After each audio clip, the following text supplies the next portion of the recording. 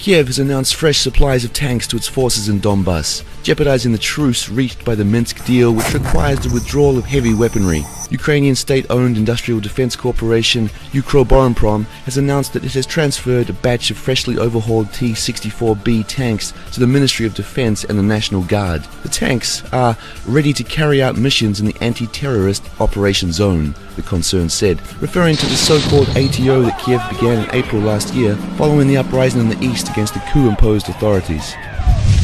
The Ministry of Information Policy of the Ukraine is launching a new TV channel, Ukraine Tomorrow. The new objective and impartial media will be launched to counter Russian propaganda in English, Russian and Ukrainian languages. In accordance with Ukraine's Minister of Information Policy, Yuri Stek, US and Europe will help fund the channel because Kiev hasn't the money. But Kiev already has an English TV channel named Ukraine Today, you will ask.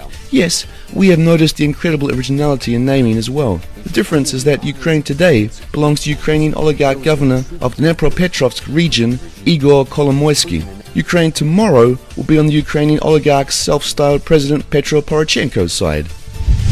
Furthermore, Kiev expects to receive weapon supplies not only from the United States, but also from other countries, Ukrainian Foreign Minister Pavlo Klimkin said on Tuesday during his visit to Japan. In an interview with Japan's Nikkei newspaper, Klimkin said it is critically important to increase the capability of Ukrainian military forces. We need additional defensive weapons, said the minister. It seems that Kiev's hopes for a non-military solution of the crisis is clear. On account of Kiev's media policy, we want to make this offer to Kiev. Don't do things by halves. Why not launch Ukraine Yesterday TV channel? The reason is to counter Russian propaganda about the history of the Ukraine. Here's a brief program guide. The ancient news. Ukrainians invented democracy. Adam and Eve were Ukrainians. The undefeated Ukrainian commander Alexandrenko the Great created the Ukrainian Empire, stretching from Greece to Egypt and into northwest India. Science. The Ukraine's diaries. From the stone to nanotechnologies in 30 days. TV series, How I Met Nazism.